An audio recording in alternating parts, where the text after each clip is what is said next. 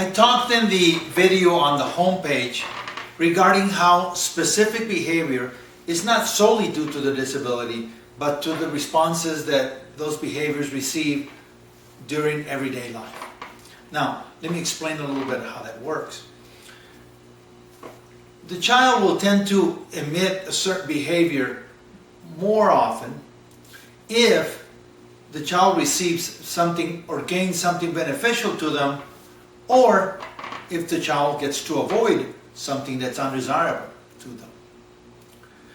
So now that we know that, let's go ahead and analyze how parents, even well-meaning parents and good well-meaning teachers, respond in certain ways that are not always the ones that are going to be most beneficial for the child and that are going to establish appropriate behavior on the child.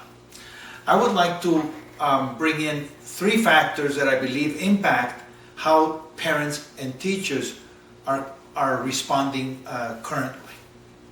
One of those factors is, again, the professionals kind of indirectly saying that the behavior of the child is solely due to the disability. What this tends to do, it's put the parents and the teacher in a very passive role, which means all we have to do is take care of the child because their behavior is already established by the disability. Now, that, together with the other 2 variables, makes a kind of a mix that does not result in very good behavior from the children. The second point that I wanted to say is that relatives and friends also have the same assumption that the behavior is already established by the disability, and thus the way we respond has no bearing on the child. It almost seems like children with a disability are immune to being spoiled. So relatives tend to say things like, oh, go ahead and give them the soda prior to dinner, what's the big deal? Or, gee whiz, don't make them clean up because, you know, I'll clean up for them, because if you push them to clean up, or if you don't give them the soda, they're going to have a big tantrum. Now, that brings us to the third point that I want to talk about, which is the person themselves, the teacher or the parent, and how their life is somehow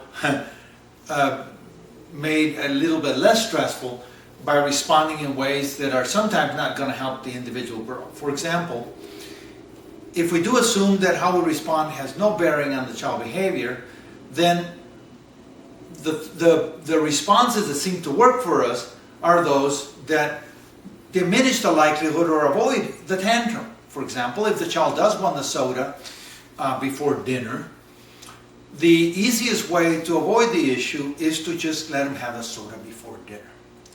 If the child is going to get upset because we press him to clean up his toys, then the best way to avoid the problem is just not to press him and clean him up ourselves. Now, that mode of responding tends to have some initial success, which means the child did not tantrum. But in the long run, and particularly if we go under the assumption of applied behavior analysis that says, ooh, those responses do have an impact and will increase or establish the behavior that was being emitted, then we'll see that the tantruming or the non-compliance to clean up will be increased in the future by responding in those ways. This is why I try to bring in to the teachers and to the parents this kind of analysis so they can see that the responses that we sometimes give, even well-meaning responses that seem to have some success of calming things down for that moment, have very negative impact in the long run.